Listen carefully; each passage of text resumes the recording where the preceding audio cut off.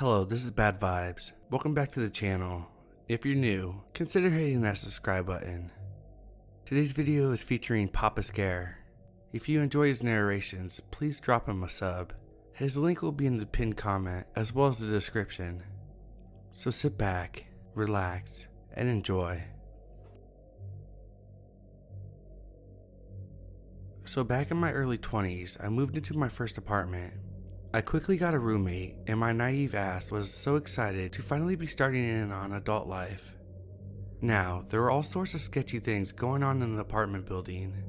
From a friendly drug dealer across the hall, the frequently reported domestic violence situation going on upstairs, the fistfights in the parking lot, and various other things going on. But the one that I'll always remember was the creepy neighbor down the hall. How this particular building was set up was, all the apartments formed a square around the parking garage that was on the lower level. In the center of the garage there were dumpsters so everyone could just throw away their trash from the balcony outside. It should also be noted that everyone's kitchen windows faced out into the middle, so they were right along the walkway. On more than one occasion, creepy neighbor would lean out his kitchen window and watch my roommate and I while we were leaving. We had to walk right past them to get to the stairs, and he would always ask where we were going, giving us creepy compliments, and sometimes coming up with excuses to invite us into his apartment, like saying he ordered too much pizza, or that he had some furniture that he wanted to sell, and we should come look at it. Sometimes he would just stare intensely and make you want to run past him before he could open up his door or drag you through his window. He also spent a lot of time every day rummaging through the dumpster. Now, I have nothing against dumpster diving. Sometimes you do what you need to survive, but doing it in broad daylight in front of all your neighbors whose trash is in said dumpster is just super creepy. Eventually, he was evicted, but refused to leave. He left a barely legible, all caps, handwritten note on his door saying the landlords did not have permission to enter the apartment and hid whenever they would come around.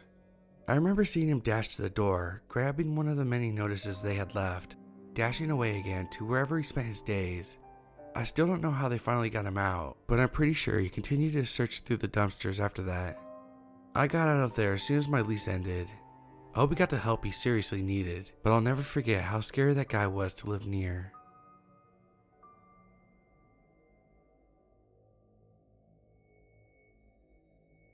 This is mostly my friend's encounter.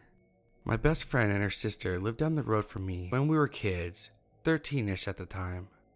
They were next door neighbors to a normal enough looking family of 3, husband, wife, and toddler.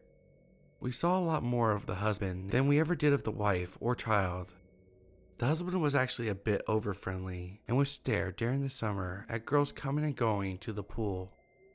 One day, he tells my best friend's sister something along the lines of, "I know this girl your age that's looking for an online pen pal. Here's her username." She befriended the account for a couple days until it became obvious it wasn't the girl she was told it was. He started sending her what she described as gross articles, basically encouraging underage sex and being with someone way older. She showed her dad, and he flipped his lid on their neighbor. That was the end of that. We never saw much of him after that until the day he got arrested, apparently for being in possession of CP.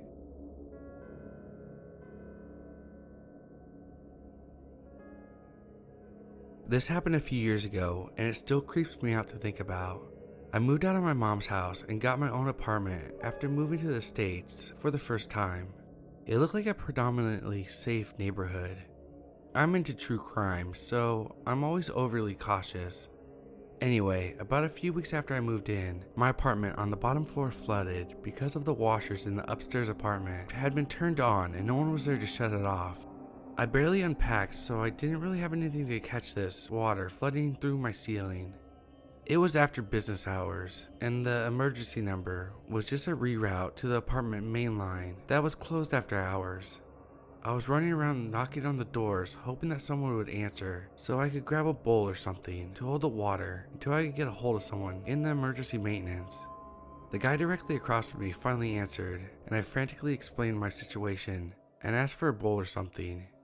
He started to say he didn't have anything until he could literally hear and see the water. He ran back into his place and pulled out a massive plastic storage bin. We rotated on switching out the bins of water until Rainbow showed up to save the day. My living room and kitchen were soaked, but my place was still livable. I told the guy thank you, then was going back until he stopped me and invited me to stay in his place for the night. I told him it wasn't necessary, my place was okay, and he insisted. He claimed he was getting ready to go to work, but he went back into his apartment, grabbed the keys, cleaned off his couch and his bed, and said I could stay there for the night, and he'll come in the back door at 3 a.m. He wasn't giving up, so I took the key. Until he left, then I returned his bin and the key and went back to my apartment and avoided this dude like the plague. Red flag 1. A couple weeks later, I take out my dog to go potty. I could hear this neighbor's door open and close, so I would try to time it safely to avoid him. Unfortunately, it seemed like he was doing the same to me. As I open my door, and he happens to be leaving at the same time to try to talk, he stops me and starts talking about my family, if I'm from here, if I have family close. Red flag number 2. After about 6 months of bobbing and weaving this weirdo, I take my dog out before bed to go potty. I would purposely walk around the back in order to avoid walking in front of this guy's apartment window, who now had the blinds open all the time, just to avoid him seeing me. I get out, walk around the back, and just have an eerie feeling that someone's watching me. I look behind me, and I see this guy peering around the corner, just staring at me. He notices me notice him, and goes back, and I hear the door close. I start second guessing if I locked my door. I locked it every time I left. I go back, check my door, and head back out the same way. Take my dog out for 10 minutes, walk home, and I can hear his door and keys as I'm about to approach my door. I hide around the side, waiting him out.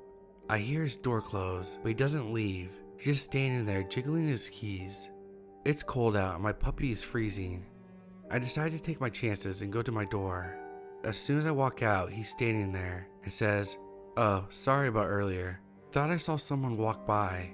Keep in mind, I walked in the back purposely to avoid him noticing me. I quickly said okay, went inside my place. It clicked. There's no way he could have known when I took my dog out and came back home, unless he was peeping through the peephole and saw me. That was the last straw and red flag flashing in spotlights. I finally emailed management, sending them the complaint and explained everything I just did. Within the next few weeks, the dude moved out without a blink of an eye. I've had many creepy encounters like this, so stay tuned. Just be aware and listen to your gut.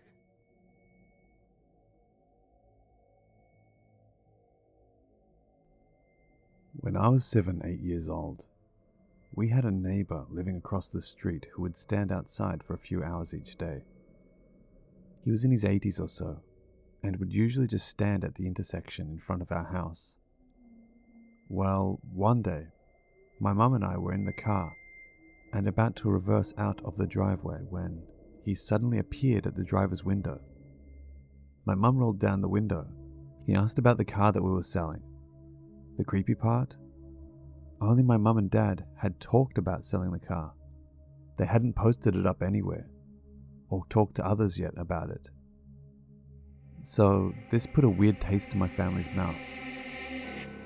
Fast forward a few months later, and my dad is opening the front window blinds like he did every morning at around 6 or 7 a.m.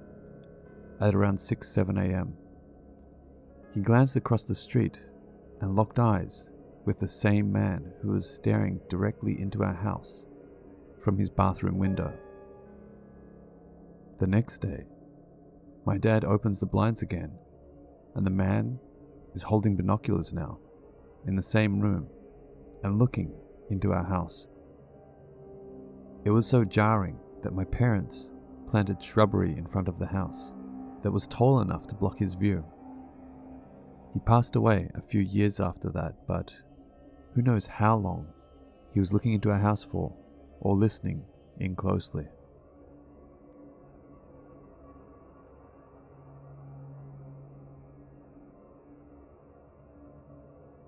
I would like to share my latest experience regarding people you would never want to meet again in your life. I live with my fiancée in an apartment building on the 6th floor. There are 4 apartments on each floor. The apartments are split into a bubbled area, 2 and 2, each pair having a bubble together. Basically a metal door guarding the 2 apartments. Now that the layout is out of the way, I'd like to mention the fact that I'm a cat fosterer. I take in stray cats and rehome them. Last week I took my kitty, Leela, to the vet for her deworming procedure. I step out of the elevator, and there are roughly 10 steps more to make towards the entrance to our building. This entrance is guarded by a door which is metal on the bottom half and glass on the upper half, with absolutely no other protection. Basically, any drunk or angry person can just smash the window and invite himself in without any problems. So I step outside the elevator and go for the main door when I notice this fairly young man, white hoodie, wearing a black cap and a pair of black sunglasses resting on his head. The most important detail is his right eye was swollen and purple, as if he caught a punch right into that eye. This guy is standing in front of the door where I can clearly see his upper body positioned to my direction. I'm thinking to myself, maybe he's looking for his keys or waiting on someone to come out, and that's why he stands there. I open the door and move exactly 2 steps out. This is the moment where this guy engages in a conversation with me under the form of a request. Do you have a light? I politely answer, sorry, but I don't smoke, and try moving away with my errands. By the time I get to make another step, he already grabs the tip of Leela's ear. Not hard, not pulling, just playing with it, and with an ice-cold stare, asks me the following. Do you want me to pick up your kitty and smash her into the cement? Do you want me to pick up your kitty and smash her to the cement? I'm shocked, but mostly furious because I am an animal activist, and I have absolutely no remorse to punch an abuser in the face. I look at him and ask him, what the fuck did you just say to me? Hoping that my tone and body language would make him back up and realize what a fucked up thing he said. But no, he is not moved by my reaction. Even repeats his question with a lower voice. I said, do you want me to pick up your kitty and smash her to the cement? I did not expect this. I do not know how to reply to such a question other than with what I did. How could you ask such a question? To which he replied with, Come on, go away. You are distracting me. Distracting him from what exactly? This is my building. He is sneaking around. He approached me, and at this point he is scaring me. But I move away fast and get Leela's visit at the vet done. I tell my boyfriend about it, and he is clearly mad that I didn't call the police on the guy. But the police in my country are the type of officers that would more likely arrest the person that makes the phone call, rather than the one whom they are called to take actions on. Obviously, I was afraid they would classify it as a prank call and get into trouble, so I didn't. I decided to move on with my life and erase that experience out of my mind. Leaving aside the nightmares I had after, I thought we were done. Not yet. My boyfriend works in a hospital. Therefore, he has day shifts and night shifts. I never had a problem of being alone by myself during the nights, even if the neighborhood is not safe. For my fellow Americans to help better understand, it's like a ghetto neighborhood. We just have a different word for it. I would still sleep well knowing I'm safe within my own home. So my man leaves for work, closes our door, closes the metal door, the bubble door I mentioned earlier, and takes the elevator downstairs to exit the building. After 10 minutes, he calls me, and the conversation went something like this. Hey babe, I don't want to scare you, but how exactly did you say the guy looked? Well, black hair, brown eyes, black cap, and a pair of sunglasses. Oh, and he's right eye swollen from a punch? Yes, why? I just met him. He was standing in front of the main door, kicking the door with his feet and slamming the glass with his palms. He was shouting at me to open this fucking door right now. Oh my god, is he there now? Is he trying to get in? Where is he? I called the police the second he started shouting at me to let him in. I wouldn't. I told him to call the intercom or use his key because he said he lives at the 10th floor and couldn't get in. And what happened after you called the cops?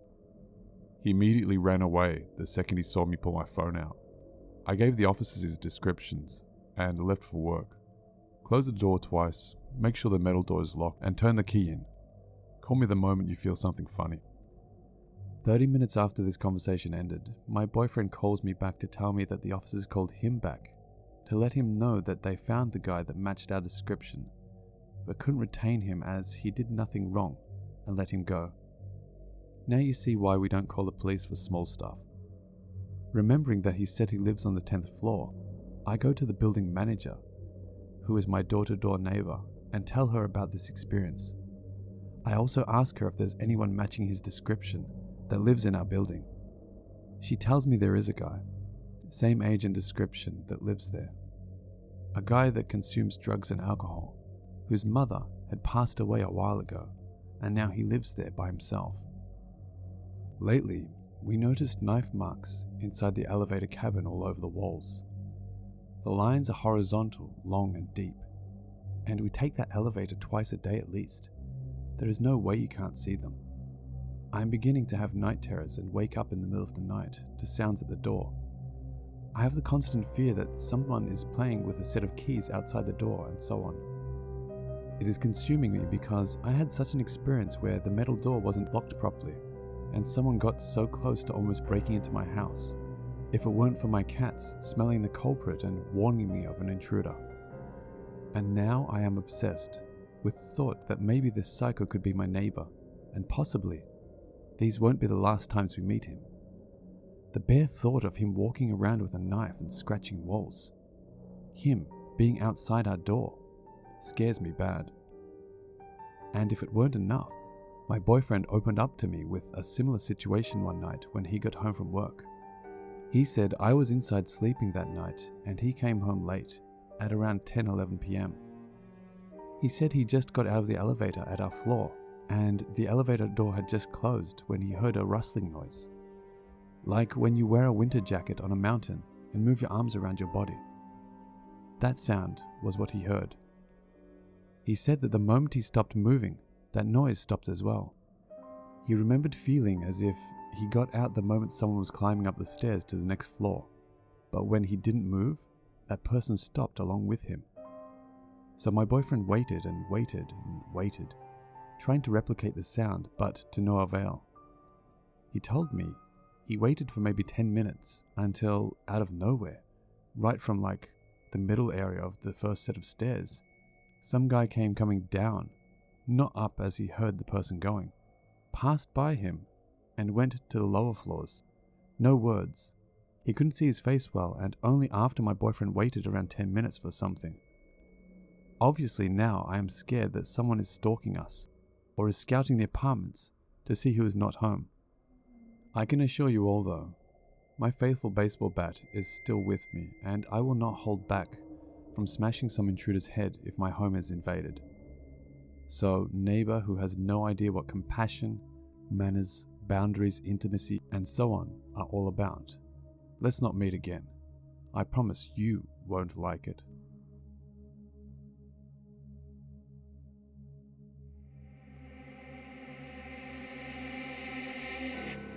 I lived in Alberta, and when I first moved there, April 2008, until he moved 2010, we had a neighbor who was the bane of our existence. It all started when I was taking the garbage out to the bin. On my way back, I happened to look up and saw, no word of a lie, 9 cameras in this man's backyard. He had one above the back door, one on the railing of the back steps, one on a pole by the back steps, one on a receiver for a satellite, one on the back gate, 3 on his fence, and one in the upstairs window. Now the amount kind of creeped me out, but what really creeped me out was that 5 out of the 9 cameras were pointed at my backyard. Oh, did I forget to mention, I have 3 young children. Well, I pointed this out to my husband and he called the landlord right away, who then called the cops, and they all went there and told him to remove the cameras that were facing my yard. Then the trouble really started. He killed 2 of my cats, threw a dead skunk in my backyard, yelled at my kids for playing, and threatened to kill one of the cats in front of my kids, then had the audacity to call the cops on my husband for yelling at him. Not long after, the cops came to our house and put a verbal peace bond on us. I was asleep on the couch due to having a broken arm. I turned off the light and settled in, waiting for the Advil to kick in, when I look out my living room window, and who should I see there? My creeper of a neighbor. I screamed, and Morgan came running downstairs. By this time, my neighbor had already ran back to his place. He finally moved out in 2010 when he realized that he couldn't get rid of us, and shortly after we had a fire in our townhouse and had to move into his old unit. We found out why he had all his cameras. We were moving some stuff downstairs and saw he had built a room. He had a growing operation for marijuana in his basement that no one knew about. I now live on an acreage, and I'm happy not to be there anymore.